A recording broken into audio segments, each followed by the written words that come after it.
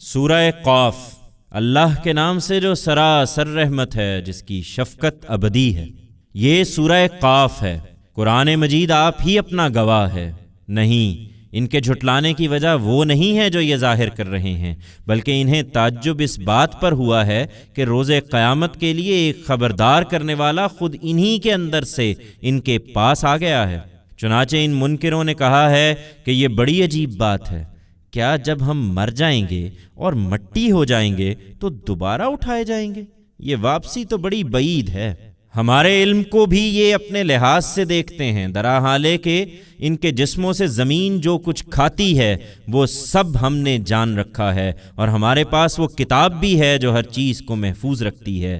نہیں، وہ بات نہیں جو یہ کہہ رہے ہیں، بلکہ انہوں نے حق کو جھٹلایا ہے جبکہ وہ ان کے پاس آ گیا ہے، اس لیے اب یہ الجھن میں پڑے ہوئے ہیں۔ یہ نہیں مانتے تو کیا انہوں نے اپنے اوپر آسمان کو نہیں دیکھا؟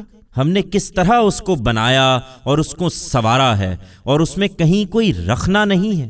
اور زمین کو ہم نے بچھایا اور اس میں پہاڑ جمائے، اور ہر قسم کی خوش منظر چیزیں اس میں اگا دیں، ہر اس بندے کی بصیرت اور یاد دہانی کے لیے جو توجہ کرنے والا ہو۔ اور آسمان سے ہم نے برکتوں والا پانی برسایا، پھر اس سے باغ اور فصلیں اگائیں جو کاٹ لی جاتی ہیں، اور کھجوروں کے بلند و بالا درخت اگا دیے جن میں تہ بر تہ خوشے لگتے ہیں بندوں کی روزی کے لیے۔ اور مردہ زمین کو ہم نے اسی پانی سے زندہ کر دیا، مرنے والوں کا زمین سے نکلنا بھی اسی طرح ہوگا۔ ان سے پہلے نوح کی قوم، اصحاب الرس، سمود اور عاد اور فرعون اور لوط کے بھائیوں اور آئکا والوں اور تبا کی قوم نے بھی اسی طرح جھٹلایا تھا۔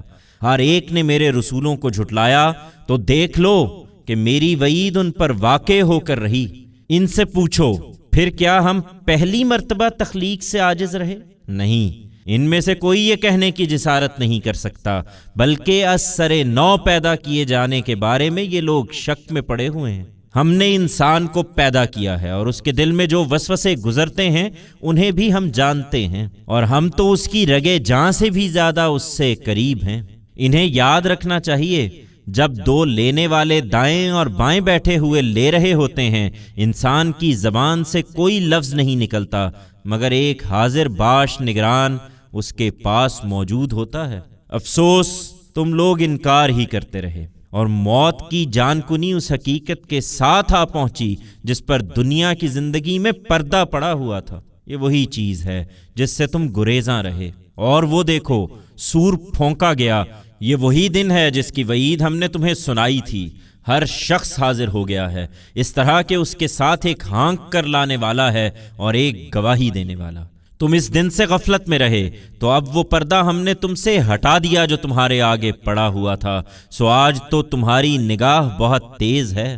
ہماری عدالت برپا ہو گئی، اور اس مجرم کے ساتھی ہانکنے والے فرشتے نے کہا، یہ جو میری تحویل میں تھا حاضر ہے۔ حکم دیا گیا، تم دونوں جہنم میں جھونک دو ہر ناشکرے، مخالف، خیر سے روکنے والے، حد سے بڑھنے والے، شک میں پڑے ہوئے کو، جس نے اللہ کے ساتھ کسی دوسرے کو خدا بنایا ہے، سو ڈال دو اس کو سخت عذاب میں۔ اس کے ساتھی شیطان نے کہا، پروردگار، اس کو میں نے سرکش نہیں بنایا، بلکہ یہ خود ہی پرلے درجے کی گمراہی میں پڑا ہوا تھا۔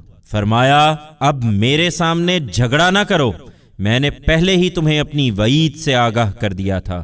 میرے ہاں بات کبھی بدلی نہیں جاتی، اور میں اپنے بندوں پر ذرا بھی ظلم کرنے والا نہیں ہوں۔ اس دن کو یاد رکھو جب ہم جہنم سے پوچھیں گے، کیا تو بھر گئی ہے؟